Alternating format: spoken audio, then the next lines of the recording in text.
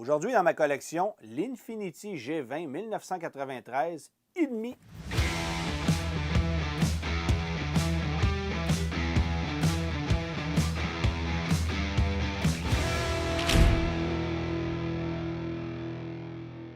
Arrivé au Canada en 1990 avec une seule grande voiture de luxe qui était la Q45, Infiniti débarque dès l'année suivante, en 1991, avec une seconde voiture plus compacte, la G20.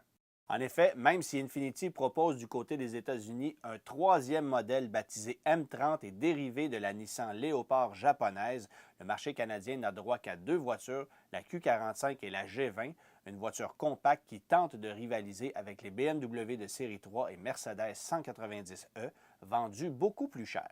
En fait, avec un prix d'entrée fixé à 26 000 en 1991, la G20 est certainement plus onéreuse qu'une berline Acura Integra, mais beaucoup moins chère que la grande majorité des berlines européennes, exception faite de la Volvo 240 qui est en fin de carrière.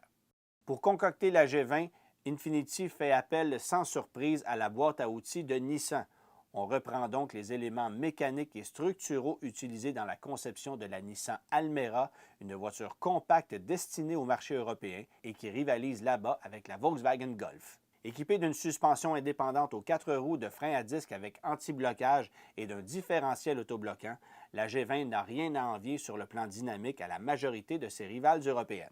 Il faut dire que sous son capot se cache un nerveux 4 cylindres multi-soupape de 2 litres qui fait 140 chevaux, moteur qui est également utilisé pour la Nissan NX 2000, ce qui lui permet de boucler avec la boîte manuelle le 0-100 km/h en 9 secondes tout juste.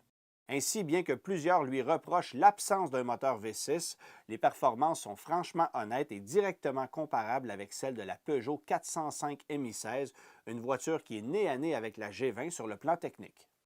Ici illustrée dans sa version 1993.5, laquelle a droit à quelques retouches esthétiques comme les moulures latérales de couleurs assorties, la G20 propose un équipement de série ultra complet. Ne lui manque en réalité que l'ensemble cuir, lequel comprend également le siège à réglage électrique, le toit ouvrant et le télédéverrouillage pour qu'on puisse y obtenir le plus haut niveau de luxe. Téléphone cellulaire et lecteur CD font également partie des options qu'on peut obtenir, mais installées chez le concessionnaire. Quoiqu'un brin anonyme, la G20 propose un design homogène et élégant. C'est en 1994 que la voiture sera la plus populaire, bien qu'on ne réussisse jamais à atteindre le plateau des 20 000 unités vendues sur le marché nord-américain. On abandonnera cette génération de la G20 en fin d'année 96 avant de relancer une seconde génération pour 1998, laquelle cédera sa place en fin d'année 2002 à la très populaire Infiniti G35.